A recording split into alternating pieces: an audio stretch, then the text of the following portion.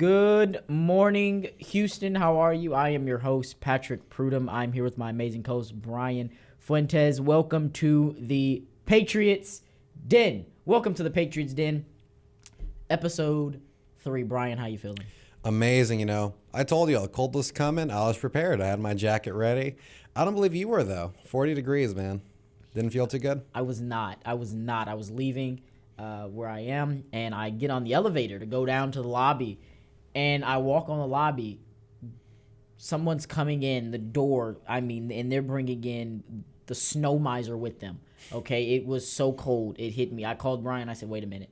I'll meet you down there in a minute. I got to go back to my room, get me a jacket. It was freezing cold. I wasn't expecting it. The groundhog wins again. That's fine. Yeah, hey, I thought it was a dumb little thing because, groundhog can't really tell us when it's stopped or it's still going on. And, I'll say when I'm wrong. I was wrong here. We were wrong here. We were wrong. The groundhog, it's a respected tradition for a reason. Yeah. And here we are.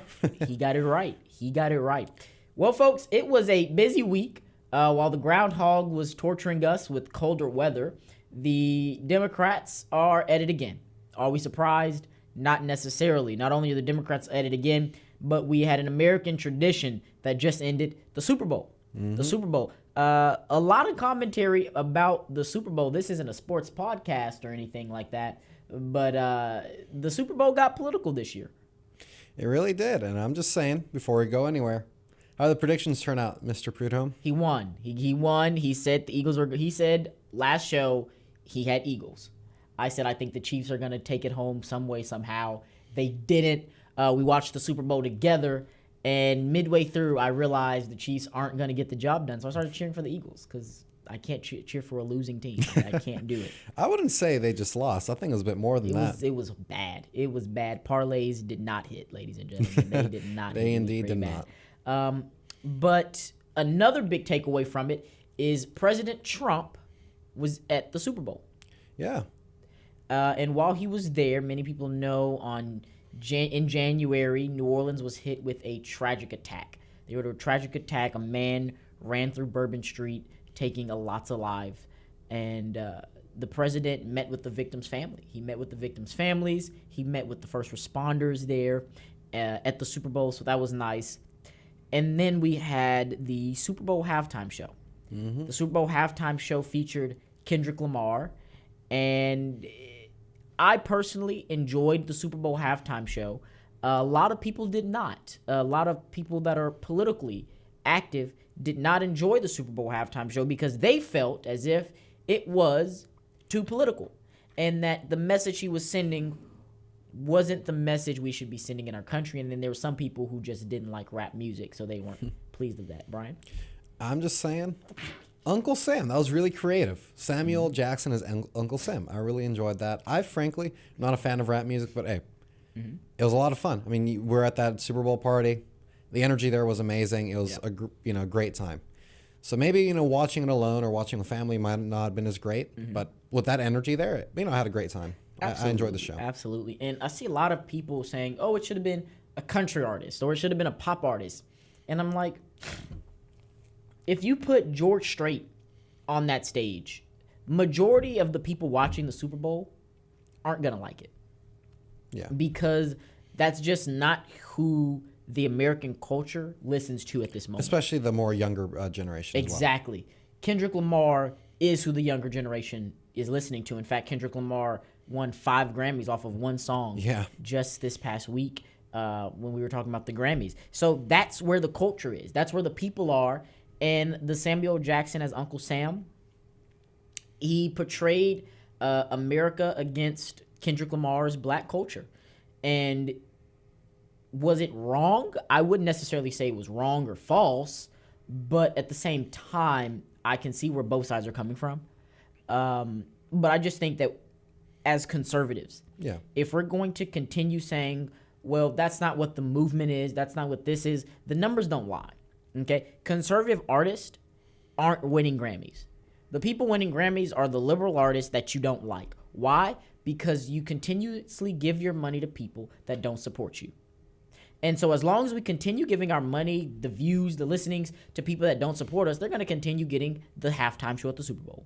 They're going to continue winning the Grammys. They're going to continue doing all of this because conservatives, we don't like to support one another.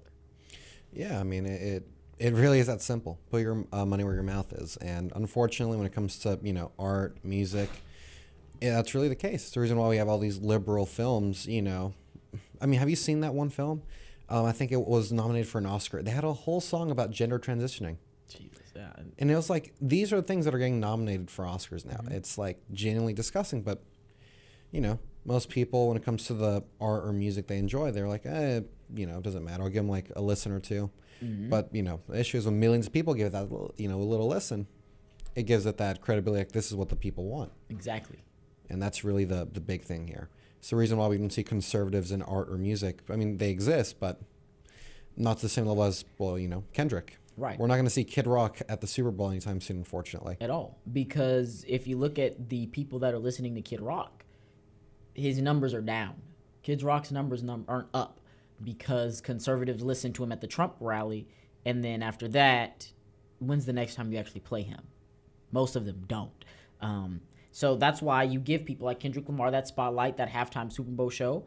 I think he had a wonderful message. He had a wonderful message in the Super Bowl halftime show for the cause that he was speaking on. If anyone knows anything about Kendrick Lamar, then they know that he is not someone who says that he's oppressed. He's someone who says that people are going to dislike him and hate him and always have something to say. But at the end of the day, he's still successful and you can't get rid of him. And that's exactly what happened. He got up there on the halftime Super Bowl show and he put on this performance about how America had a past. And there's undertones in America today, and we move forward. And conservatives on Facebook, you love the conservative the Facebook conservatives. They gave him everything he wanted. I hated that show. I needed closed captions. Where was the white people? Like, come on now. You're giving them weaponry to use against you. Yeah. So that's my 2 cents on the Super Bowl halftime show. Let's move on to local. Yeah, I mean, once again, it was a very fun show, but no. He's not like us. We're yeah. just we'll keep it there. Yep. We'll keep it there. They like to sue. But Bryan, I know there's something you wanted to talk about. Yes, there is. Today, talk to the people. So unfortunately, there's been a crime wave here in Houston, more specifically at U of H, which it's a very big campus. It's nationally recognized as one of the bigger campuses, and unfortunately, we've been hit by a massive crime wave. I believe on Friday, a woman there who I believe she's 21 years old, she was sexually assaulted by a 40-year-old man who, funnily enough, was arrested and let go later by the police. And currently, he's out on the loose, as far as I'm aware. He's a suspect, no word where he is. And following that, there was 2 robberies at the campus. I believe there might have been a 3rd one as well, but I'm not sure about that. And there's a massive outrage over that. Like, why are we allowing this to happen at our university? Why isn't the campus doing anything about it? And I'm like, well, it's really sad, frankly, to send your children off to go study at this university and then having to worry about their safety in this manner. Yeah. So for the folks that are listening, they're like, what is U of H? That's the University of Houston. Okay. That's when a person thinks of colleges in Houston, that's the one they're thinking of. Mm-hmm. They're thinking of the University of Houston. And that crime spike in the University of Houston is not only affecting the University of Houston, but when you look at Houston as a whole, we're seeing a crime spike in Houston as a whole. Yeah. And like he said, the guy who, sexually assaulted this 20-year-old girl at knife point, mind you, was just in jail, released. And as soon as he got released, he went and did this, and now they can't find him. When are we going to start holding criminals accountable for their actions? Why is it that in Houston, the police officers are getting upset at this, by the way, because they're saying, they're going out and they're arresting these people. They're bringing the charges against them. And the courts are saying, charges are dropped. They're like, they don't stick. I mean, the guy was arrested for robbery out of all things. Not very, not a hard thing to falsify. But no, apparently didn't stick, and they let him go. A few hours later, this happens. Right. So. And they use the argument the charges aren't good enough. What do you mean the charges aren't good enough? Isn't it supposed to be you're innocent until proven guilty? I get that. But why are we not even doing the proven guilty part? It's just, it's all right. He didn't hurt nobody when he did it. It was just a little robbery. Let him go. Then you let him go and he goes in. Hurts someone. And now you're like, well, we don't know where he is. What do you mean you don't know where he is? You just had him. You shouldn't have let him go in the first place. Was it, I'm not sure, was it, when the first time he was released, was he released on a cash bond or a bond? Nothing. Or was it? Zero. Nothing.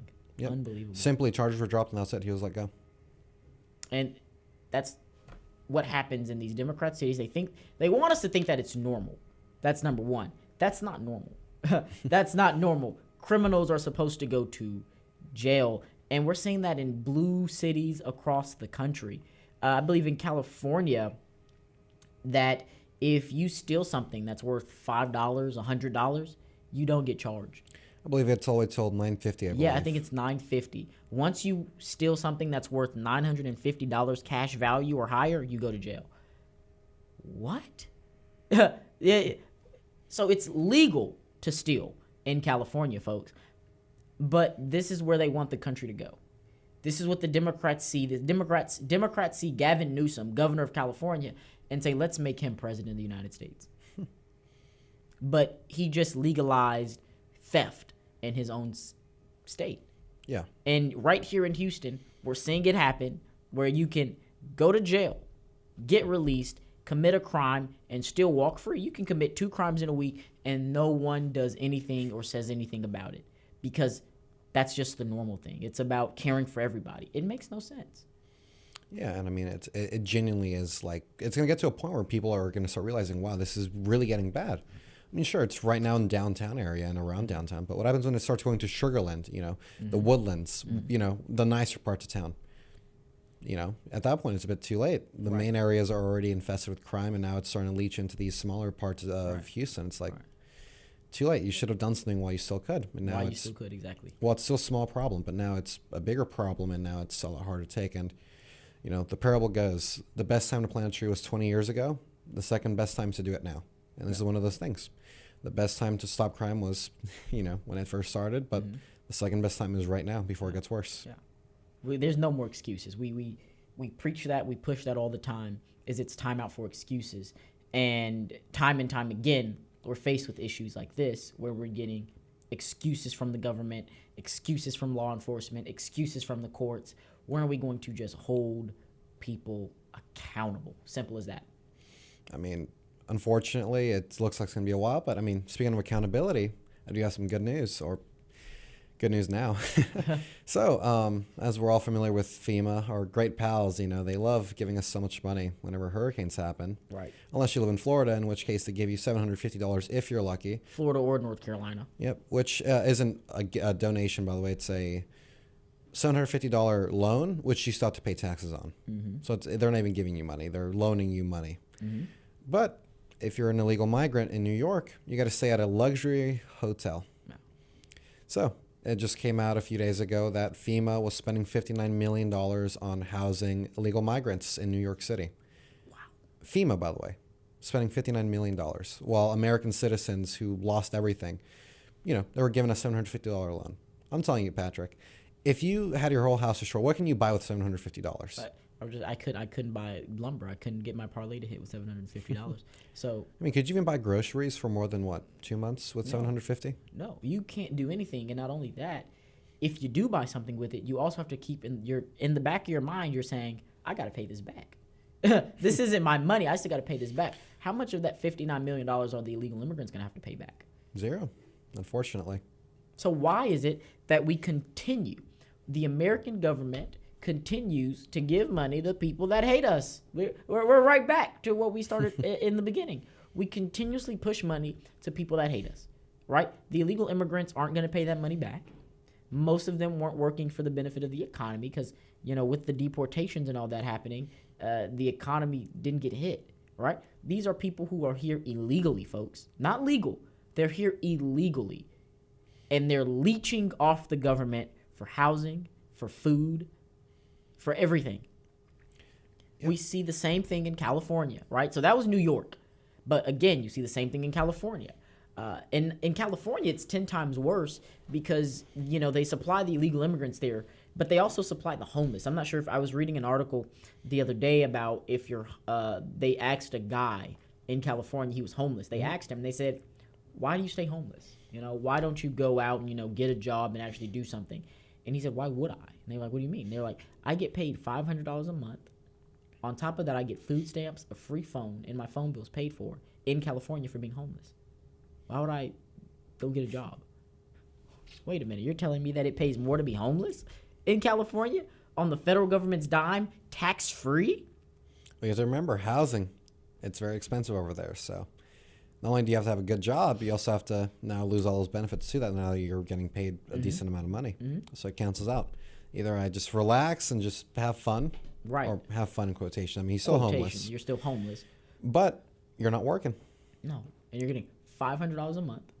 And that's not including panhandling either. Not including the panhandling. That's not including the random guy that, even when you're not panhandling, just drops you $20. So you're getting $500. That does not include food stamps, by the way. That does not include the other money that they're giving you for others things, for the phone. You know how many people they'll sell the phone? Hey, you want a phone? It's phone bill paid for everything. You just give me $200. Boom. Now I got $700. I'm making $700 a month because all I got to do is go say I lost my phone. They'll give me a new one. I'm not worried about that. These people are making bank off the shoulder of the taxpayer, the shoulder of the American people who get up every morning, go to work, do their job, and do the duties that they have been told that they have to do. I'm just saying, give it some more thought, though. Who's really winning here? It's not the American taxpayer, but think about it. Those food companies, those phone companies, they pay money for these politicians to get elected, and then now, boom, they got these contracts with the government to basically provide free phones. They're not free. Someone has to pay for them. Yeah. And then that's when you get, because, a politician is the worst negotiator. We've learned that. So you get a phone bill that roughly would cost you maybe $100 a month, because it's not, some iPhone 17. It's not that. It's just a regular little old dandy. $100 a month. The government's now paying $1,000 a month on that bill because politicians are horrible negotiators. That's why we're seeing things like $900,000 being paid for hammers in the government. I mean, at the end of the day, you're not going to negotiate the same way with someone else's money as you would with your own money. Exactly. That's the unfortunate reality of the human nature. And it's just exacerbated whenever it's something like this, where not only is it not your money, you see it as an infinite money pool, effectively. Yeah. And to kind of go back to New York, in regards to the migrants, then the mayor of New York actually complained about it under the Biden administration. He said, this is horrible. We're just sending all these migrants to New York. We can't handle it. Get this. Days later, he gets indicted by the Biden DOJ for corruption charges. Unbelievable. Yeah. And want to guess what one of the evidence pieces were? What? He got one of his seats upgraded on Turkish Airlines. And they saw that as corruption right there. How many times did Joe Biden and his family, Hunter, get business upgrades in Ukraine while we were sending millions of dollars? It's worse than that. He was actually getting paid millions of dollars to be an oil executive, Hunter Biden, in Ukraine. Right. That man knows nothing about petroleum. Nothing. He couldn't even spell petroleum. He couldn't spell it. But Eric Adams, I love Eric Adams, that's the mayor of New York, for people wondering. I love him because even when the pressure was on, he stood up even more and said, no, this is wrong. I don't believe in this. The people elected me to protect them and do their job and do the job for them. That's what I'm going to do. And, and it's almost like he wanted to be Republican for a little while, and he kind of came over.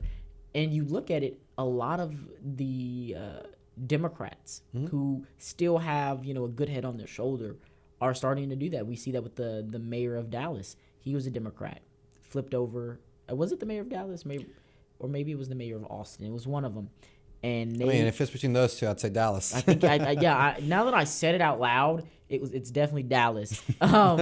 He slipped over to Republican. He was like, absolutely not. He spoke at the RNC and was like, I saw what they were trying to do to my city. I saw what they were trying to do to my state. I see what they're trying to do to my country. I couldn't allow it. And so he switched over to Republican, and he won re-election because he brought that message of, look what they're doing, folks. This is not a Republican versus Democrat thing anymore. This is a right versus wrong, good versus evil. Look at what that side is doing. Yeah, well, while we're on that, there is a happy ending to this story. You don't believe who just got pardoned by the Trump DOJ? Eric Adams. The charges were dropped over the investigation. Really? Yeah.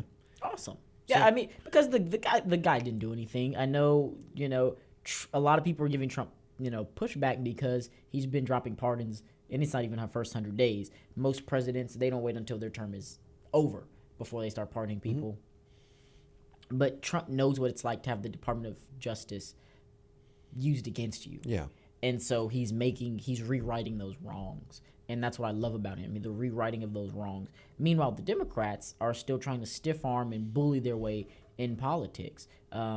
We saw this week they had another No More Elon rally. So it wasn't the one that we talked about last week, folks. Remember, the one that we talked about last week, they stood in front of the Department of Treasury. Okay, they stood in front of the Treasury Department. This week, they went and they stood in, well, it wasn't this week. It was after the show last week. So last week, going into this week, they stood in front of the Department of Education. And I'm not sure if you've seen the memes of Maxine Waters yelling at the guy standing at the door, but that's what that was from. And she's like, "Where's your badge? Where's your badge? I've signed your checks." And the guy was like, "No, you don't." "No, you don't. I sign your checks," because he was a private hired security guard, private citizen, by the way. And he was like, "No, I pay your checks." Get it correct. I'm a taxpayer. You make money because of me. You still have a job because we, the people, decided that you still have a job. Granted, I don't think we, the people, should have decided on that one, but hey. What a great example right there, know. Really standing up for the working class, Nothing says standing up for the working class like yelling at a man just trying to do his job. Just trying to do his job. Because he wouldn't let you in the building that was closed. The building was closed, and they said no one can come in. And you have...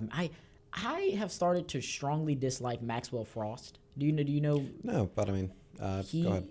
He's the youngest person ever be elected to Congress from Florida, and he's a Democrat, and I just don't like him. He stands in front of the door. Mind you, everyone, the building is closed. Okay, the building's closed. They're doing, scheduled maintenance and investigations and audits and all that, so the building's closed down to the public. He walks up to the door, and the door says all access entrance. And he's like, "Y'all read this? It says all access entrance. Let me in." And the guy says, "We're closed. we're closed. What are you going on about?" He was like, "No, they'll let me to the desk. Let me to the desk." He was like, "It's closed. It's closed. There's no one at the desk. Why are you?" "Well, let me go for myself." No, sir. What are you doing?"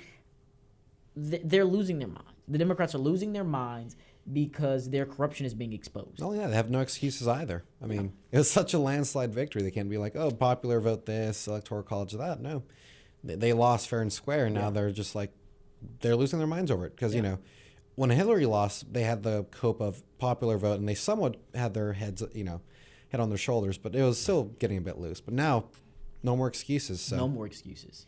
No more copes. It's just full-on insanity. Yeah.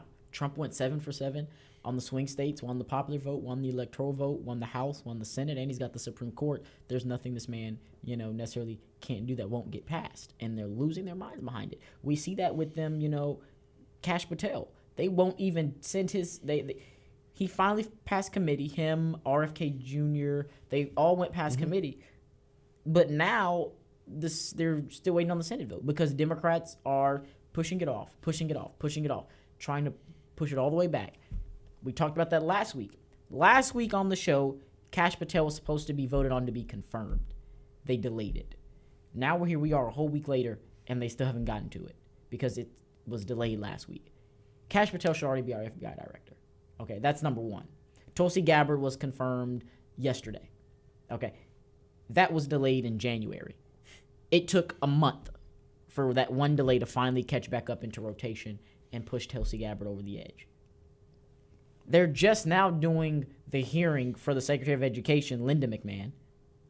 We're looking like, what is going on? Because the Democrats know that once these people are in place, their corrupt reign of terror is over. Yeah. And then if the roles reverse, I mean, let's be honest here, eventually they will get back in power. Mm-hmm. It's going to be the same thing over again. Yeah. And it's going to be like, oh, I mean, we're going through this now, but whenever we're in power again, we're gonna have to do the same thing back, and it's gonna be just as a slog. So right now they're just trying to, I don't even know what the point is. I mean, he's gonna get it anyways, but they're just making it more difficult, more complicated, and wasting our money, by the way. Because instead of like wasting our time through this, they could have, been trying to argue for new bills to actually help out the American people. Exactly. Doing their job. How much do they get paid again, congressmen? Over 200. Over 200. And so 6-figure salary to pretty much stand around and do nothing. Yeah, 6 figures. Not do nothing. I mean, they were banging on the... Yeah, you can bang on the glass doors at the closed Department So let me get straight. I can bang on Department of Education's door for $200,000 a year? Yeah.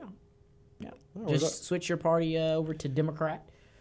Run in a district where the people aren't really paying attention to what you're doing, and you'll be all right. Man, where do I sign up? That sounds amazing. Call the office of Maxine Waters. I heard she's a professional at it this time of year. Seriously, when was the last time Maxine Waters introduced a bill and it passed? Al Green, congressman in the Houston kind of area, in the Houston surrounding area, his last bill, ladies and gentlemen, was the impeachment of Donald Trump. That's all he's good for, is standing up there saying, we're going to impeach the president. And he's getting paid? 6 figures. 6 figures to give a speech on how bad the president is. And then when Joe Biden was president, all he'd do was get up there and say, oh, the people are saved. Glory filled the nation.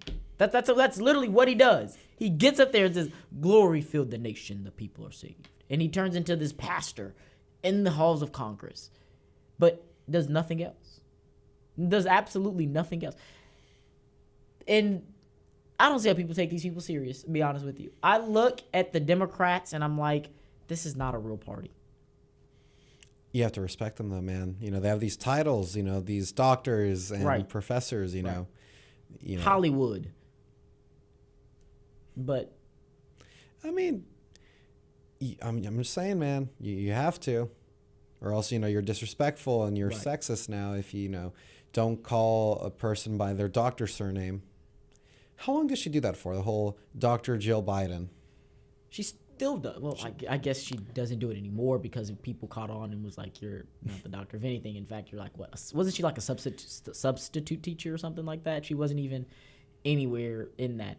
And it's crazy. I'm not sure if you saw the video of one of the representatives that won in the past election was a transgender. A man that wants to be a woman trans over to a woman. Yeah. And went up to speak to Congress, and the clerk says Mr. Because thanks to the amazing, wonderful Nancy Mace, you in the halls of Congress are referred to as the gender you're born as. There is no switching of the genders. There's none of that the Democrats are trying to push. None of that mental insanity. Yeah, none of that.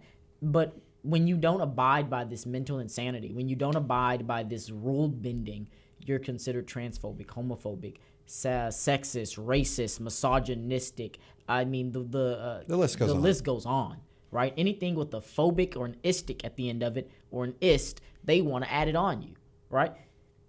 But that's where this party is going. And so I'm glad Kash Patel came out and said, first day, I'm opening the Epstein files. Because who is truly afraid of the Epstein files being released? People who are very close to Hollywood, I'll say that. Exactly. Follow the money. Where does the money lead you? To the Democrat Party. They know that when the Epstein files are released, a lot of their names will be on it. Because you were on the island, you were at the parties, you were doing some things that you shouldn't have been doing according to the law. You know it. That's why you don't want Kash Patel certified. Because you know he's going to expose you for everything you've got. Yeah. Is that why I haven't seen Bill Clinton in a while? Exactly. And when we did see him, he was at the inauguration. He just sat there and stared straight the whole time because he knows what's about to happen. Hillary Clinton can laugh all she wants about the Gulf of America. But guess what, Hillary? We did it. We did it, Joe. We did it. Google Maps, right there. I was surprised. I was like, there's no way it's real. Go on my phone, update the app, and boom, there it is. Yeah. Gulf of America. Apple Maps did updated theirs yesterday. They updated theirs yesterday here and in the UK. So if you're in the UK and you go look at your Apple Maps, it says Gulf of Mexico. And then right under Gulf of Mexico, it says Gulf of America. So it has two names on the United Kingdom map. And then in Mexico, it still says Gulf of Mexico. But, they laughed at these things. No. we're making America great again. We're putting America first back on the map. When people go look, first off, the Gulf of America, who does most of the industry in the Gulf of America? Exactly. Americans. America. Louisiana and Texas alone are the two biggest suppliers of all industry in the Gulf of America. I'm just saying, if Texas was its own country, we'd be a top 10 GDP country. Yeah. Just because of how big of an economy we are. I think we have an economy bigger than Canada. Bigger than Russia, too. Really? Yeah. I did not know we had an economy bigger than Russia. Because where is Russia's located? Where are they? They're European Asia. Oh. Well, yeah, but I know that. But, like, when it comes to, like... No. I know where Russia is on a map, but where is, like, their GDP ranked, like, up against other countries? That's something we'd have to look into. Yeah. I think it's a few trillion, though. Yeah. Because I'm sure they're not as strong as China. But, oh, no. Nowhere near. but are they, stronger than, like, Greenland? Oh, easily. Or Denmark, I should say. Sorry, Greenland is not. It's Denmark. Yeah, no, easily. Like I said, they're not that strong as they, once were, but they're still somewhat up there. Interesting. Ironically, their economy hasn't really shrunk much despite the sanctions. It's actually been growing in the past few years. Well, if we're being honest, the sanctions didn't do anything. Yeah, we're still doing, Russian ships still come into the ports. American ships are still going into their ports. Business was never cut off. It was a show by Biden. Yeah. Biden wasn't serious. He'll never be serious. That's why Putin's willing now to sit down with Trump, because he's like, Biden didn't do anything. Theater's done. It's actually right. talk Theater now. is done. Let's actually sit down and let's actually do business. The adults are back in charge. Finally. I'm just saying. I feel bad for the Russians, though. Imagine having to go into not McDonald's and get a not McDouble. Right. Oh, I forgot they did that. Yeah. I forgot they did that. But when you have people like Joe Biden and the Democrats in charge of foreign affairs and things like that, it becomes a circus act. It becomes a clown show. And so, I mean, just look at our old, the person who was in charge of the Department of Health. Mm-hmm. Remember that clown? Robert Fauci, ladies and gentlemen. No, the other one. There was another. Oh, yeah, there you go. The transgender. I forgot about him. Because you had him, and then you had the Department of Education, you had the black guy with that did the mask thing. Oh my goodness. Bringing back memories, huh? Oh my goodness, bad memories. Bad memories, because what that man, he's talking. What was his name? He was Levine. Levine, yeah. Robert Levine, I think. It was a transgender. It was a man transferred to a woman. Was up there in the skirts and everything, trying to tell us how to be healthy. It was the funniest thing ever. You'd see the pictures of like all the staff lined up together. Mm-hmm. And women, they have their feet parallel. Oh yeah, the feet straight. And then the men have their feet out. Yeah. You looked at their feet. Want to guess the longest hair? Longest hair, biggest back. And most importantly, is a man, feet out, but wants to be a woman, but had all the characteristics of every man that was up there with him. Interesting. I mean, and that's being very literal too. I mean, literal. There weren't very masculine men up there, unfortunately. The transgender was the most manly of the men, so maybe they should have. But no, but that's where we had a clown show for the last 4 years, and I keep forgetting that. And that's what they want you to do. They want you to forget it. That way, whenever it happens again, you're like, oh, it's the first time. No. We had 4 years of it. Don't forget. Remember what they did to you, literally. Yeah. That way, whenever we have Trump in office, you appreciate what's being done. Mm-hmm. That's what I tell my friends. Always appreciate things, period, no matter how small they may seem, because you don't really appreciate it until you lose it. Right. So don't lose it. Right. Appreciate what you got. Enjoy it while you still do. I'm telling you, the Trump administration so far has just been so great that it's like, man, this is life, right? I wake up in the morning and I say, Trump is my president. Elon Musk is having the Democrats lose their heads. J.D. Vance is just owning the Senate. What a time to be alive. And I honestly forget about the torturous. Oh my God, dude. 4 years do you remember the day before election night? I do. I remember how stressed out you were. You were genuinely worried. I was worried. I said, because the polls weren't looking that good. The polls weren't looking good. The media was like, oh, this is a tight race, 50-50. And I was thinking, I said, there's no way America is going to elect that woman. There's no way they're going to do it. And remember, I'd like to. We went out for lunch and we were genuinely worried the whole time. Yeah, we were. And then we went and had some Buffalo Wild Wings, folks. We also had some wings, and just that whole time I was like, Bryan. If she wins, Bryan, she can't win, Bryan. Bryan, don't let her win, Bryan. Hey, but you know what? The whole time. If you remember correctly, don't you remember what happened as we were walking out the restaurant when you put your hat on? I do. So I had the MAGA hat, folks, and as I'm walking out the restaurant, the guy, he worked at the place. I think he was like the owner or something like that. And he looked and he said, I like that hat. And it started reminding me of all the times where I wear the hat in public. Everyone's like, I love that hat. And so I'm like, there's no way. There's no way. The popular... it was a sign, frankly. You were all worried about it. And then you have the hat on, walking out, like the hat. Like the hat. And it was like, oh, okay. I think... Because there was just no... I couldn't imagine hearing Kamala Harris, president-elect. She will be the 47th president and first female president of the United States. I couldn't hear that. It wouldn't have sounded right. It just wouldn't have been right. Dude, I told you. Like, election, I did not go to sleep until they certified the election. Yeah. Yeah. I was going to have a rug pull like in 2020. I fell asleep all cozy knowing, all right, it's done. Red Mirage. We were like, we got it in the bag. We go to sleep, wake up, Joe Biden's president. We're like, wait a minute. We were just up by these numbers. And you saw the charts, and everything. F for fraud. Right, the F for fraud. We solved that, and we're like, wait a minute. So we knew they liked to cheat, so we stayed up. We stayed up, and so did they. I was scrolling on TikTok, and one of the people was, made a TikTok late at night, and they're like, everyone be calm. It's just the Red Mirage. The Democrats got this in the bag. We got this. Look at the circles on the map. You didn't. As the circles started coming in, these are blue areas, folks. Blue areas. And as the circles started coming in, it started going more for Trump. I said, wait a minute. Virginia surprised me. Virginia wanted to go to Trump badly, but the Democrats, they bought Virginia with their, 400 out-of-state volunteers and voters. Yep. So we should definitely get that looked into. Thank you for Glenn Youngkin for looking into that. But, yeah, the 2024 election was stressful. Yeah. But looking back, I almost forgot about the last 4 years, and I'm proud of, my country again.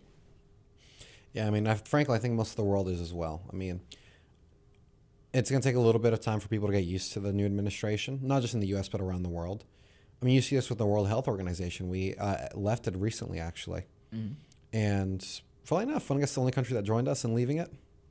You won't guess it. Take a guess. China. Nope.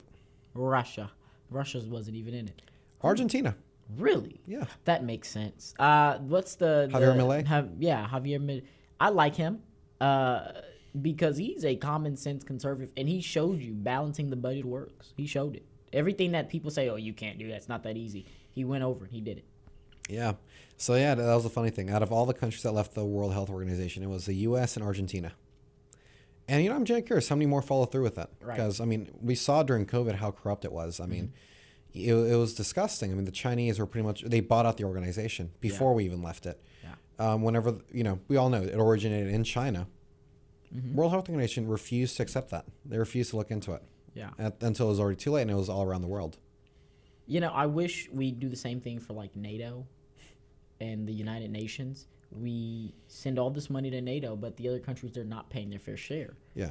And the American government has a great job at, paying more than anybody else at the table. And here's the thing. When people think, if the U.S. leaves NATO, Russia would invade, I'm like, you do realize the UK and France have nukes as well, right? Right. I think combined they have around 600 nuclear weapons, both those countries combined. Mm-hmm. So, it's not like the nuclear deterrent wouldn't be there if the U.S. isn't there. America is not the end-all, be-all. Yeah. It's just now we wouldn't be dying over some European conflict. Right. The Europeans can die over whatever they want. But the Chinese, the East Asians, they can have their own war. But why should Americans have to die for these foreign conflicts, For what? So why do we continue putting American money into, foreign wars? And if we're being honest with you, a lot of foreign wars that happen in East Asia are because the Democrats like to play savior for everyone, and they put this money into terrorist organizations, folks. Terrorist organizations. Americans are funding a war, will put money in to start a war, and then go over there and fight it. And it's worse than that. Which makes no sense. Get this. A few years ago, under the Biden administration, Myanmar had a military coup. Mm-hmm. An anti-Chinese military coup, because they were trying to fight off Chinese influence in the nation. Want to guess what the Biden administration did? They denounced the government. They said, we do not stand for this. This is a disgusting dictatorship. So what would have been an American ally in the region to stand against Chinese aggression turned into a neutral state now, just because of Biden's, foreign policy incompetence, where it's like, no, we must protect democracy. We must protect, all these virtues which we don't even believe here in the U.S. I mean, if we really believed in protecting democracy and freedom of speech, you wouldn't be president. Yeah.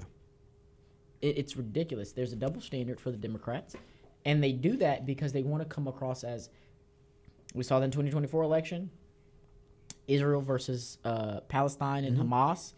The Democrats tried to do the most neutral stance possible. And 1 second, Kamala Harris was like, yeah, we're going to ceasefire. Then the next minute it was Hamas is just trying to get by. Then it was Israel are horrible. They're trying to do this. Then it was, Israel's just defending themselves. You made every single possible argument. You lined them up. You made every single possible argument, and you wonder why you lost the election. Because the Democrats, time and time again, they don't stand for anything. Whatever is just sounds good in that exact moment, not at the time, but the exact moment, right? It's 10:46 now. Just because it sounds good at 10:46, they're going to say it. At 10:47, they're going to say something different. I mean, it's just the way the party runs, man. I don't know what else to say at this point. They believe whatever's convenient, and that's the unfortunate reality. We're no longer really a serious country. The Republicans are trying their hardest to bring back that respect that we once had, but I mean, it's going to take a lot, frankly. And that's really the reason we're in this position. That's the reason NATO laughs at us. The reason whenever Trump went over to NATO back in his first term, they all laughed at him. They were like, there's no way this guy's serious. But they weren't laughing a few years later. They weren't laughing. They're not laughing now either. They're looking and they're saying, wait a minute, this guy really wants to put America first. Yep. Worst part is no more re-election. No more. So he doesn't have to worry about re-election. He has nothing to lose. And that's what I like about it is he has nothing to lose. So he can go in, and if he wants to go on the tirade and he wants to go on the rants, he can do that. He doesn't have to face any more elections. The man can genuinely get in there and do what he needs to do without having to please anybody. He can just do the job to make America great again. And that's what he's doing.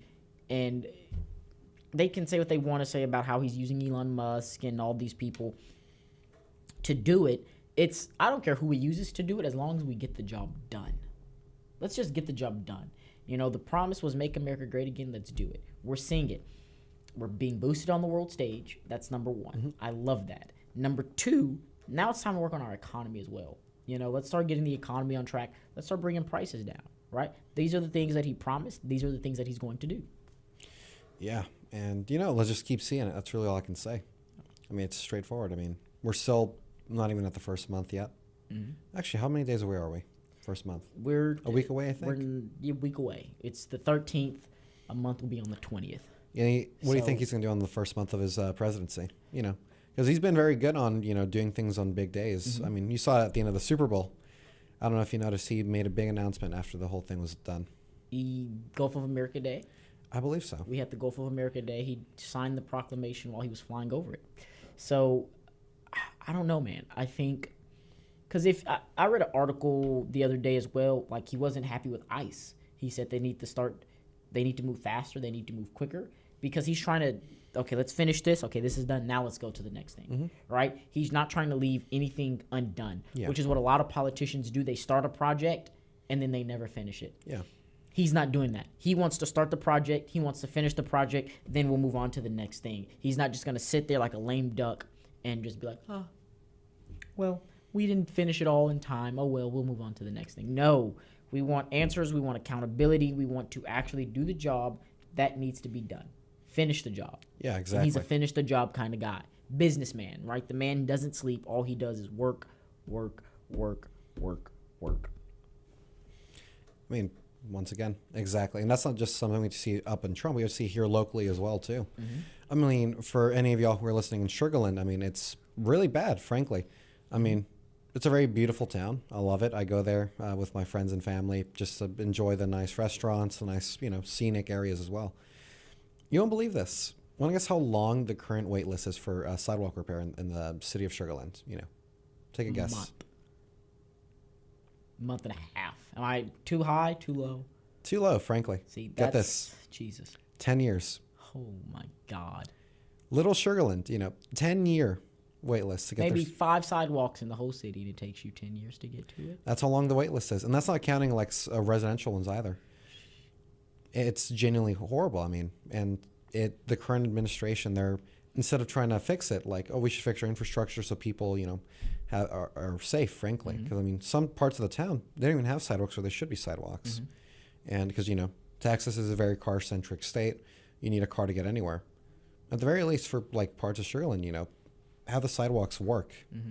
I believe there's actually been 2 fatalities in Sugar Land. People have lost their lives because there wasn't a sidewalk available on the road. Yeah. Imagine how crazy that is. I know there was one part where people were trying to go vote out there, and the sidewalk was so bad that people were tripping and falling, hurting themselves to go vote. Yeah, it's genuinely like, wow. And it's, like I said, it's Sugar Land, You'd expect it, like maybe in Houston where it's so many people living there, but no. Sugar Land. Yeah. This is a constant occurrence, Democrat-run city, by the way, where they part-time their job. Okay, well, we'll open the case on it now. And then, like you said, they don't get to it until the next 10 years. So now there's this sidewalk that's just tore up, and it's going to get 10 times worse within the next 10 years. Yeah. So now it's going to cost even more money to fix it in 10 years than it would have just, if as soon as it broke, you fixed it then. No. Now it's 10 years of built-up damage on top of the damage that was already there. That costs more money. So get this. While we're on the topic of money, they're actually trying to get a new bond to pass through. Want to guess for how much money? How much? $800 million. For Sugar Land. Yeah. What's the money going to? Well, it's for the whole city. But I'll tell you this. One of the projects that they were, the city council proposed, current city council, was a $12 million suspension bridge at one of the parks. And this isn't for cars either. It's for people to walk past. Yeah, it's the little wooden toy bridge that, the little kids throw a little bread to the ducks on. $12 million. Why? Why? When your sidewalk wait list is 10 years. Yep. And you're like, no, let's give it to a bridge. Yeah, $12 million. Like, imagine what you could do for $12 million. Right. Like, I could get those things fixed up for less than that, frankly. I have a background in construction, so I'm telling you, it is not cost that much. It doesn't cost that much at all. And it does not take that long either, frankly. No, but like I said, politicians are the worst when it comes to negotiation. You can make a politician pay $1 million for a pencil. Exactly. So, I mean, above all else, just research your local races because, this is where the change happens. National politics is fun and all because it's the big picture, but at the end of the day, Donald Trump isn't going to come and fix your sidewalk. Yeah. It's going to be your local mayor, your local council people. So, just make sure you research who you're voting for. The local elections have some of the lowest turnouts, so just make sure you see who's running and what their interests are, just so hopefully that wait list goes a bit down. It's 10:53, folks. It is 10:53, so you know what that means. It's everyone's, my favorite. I don't know if it's everyone's favorite part of the show. It's my favorite part of the show, where you just kind of, you go off script a little bit. Okay, you go off script a little bit, and I got a lot to say. 10:53. Bryan, you're in the hot seat. Lights are on you, buddy. Well, I kind of started a bit early. Frankly, it was just that local stuff that got me. I got to speak to a very wonderful candidate this past Friday, and she was great, frankly. Had a lot of fun speaking with her, and I hope she gets her campaign to go really well. But frankly, that was what was my hot issue: the fact that we're spending $12 million on a bridge, out of all things, while there's a 10-year wait list for sidewalk construction, and it's like crazy. And really, it's just people need to get more involved in their local politics, and that's really my big thing here. And that's really all I'm going to say today, because it feels like you might have a few more interesting things to say then. Yeah. Ladies and gentlemen, the lady he's talking about is Carol McCutcheon. I hope I said her last name right. She's running for mayor of Sugar Land. And after serving almost 8 years on city council, she's running to be the next mayor of Sugar Land to fix things like a 10-year wait list on a sidewalk, right? And her opponents, look into the candidates. But I personally think Carol's the best person for the job. Like you said, we sat down with her. We talked to her over breakfast, and she cares about that city. Yeah. She cares about that city. She cares about the people in the city. And she sees what's happening, not as a politician, but as someone who's lived in the city for majority of her life. That's where she's spent all of her dedication. For crying out loud, she's almost term limited on being on the city council, right? So she has put money, blood, sweat, and tears into the city, And now she's saying, you know what? I think it's time that we go up. And correct me if I'm wrong. Isn't Mayor of Shirley an unpaid position as well? Yes. Yep. Yeah, these are volunteer positions that, they're not paying you anything. You get in there and you're just there to make a change. You're there to make a difference. She's just going in there to fix the things that need fixing, take care of the things that need to be taken care of, and above all else, make sure they don't spend $800 million. Right. On nothing. Yeah, keep the taxes low. Because at the end of the day, that's what matters to the average person. Yeah. How much am I paying on taxes? Can I still afford to live here? Yeah. And, no offense, but I don't think many of our people in Shirley are going to be using that $12 million suspension bridge.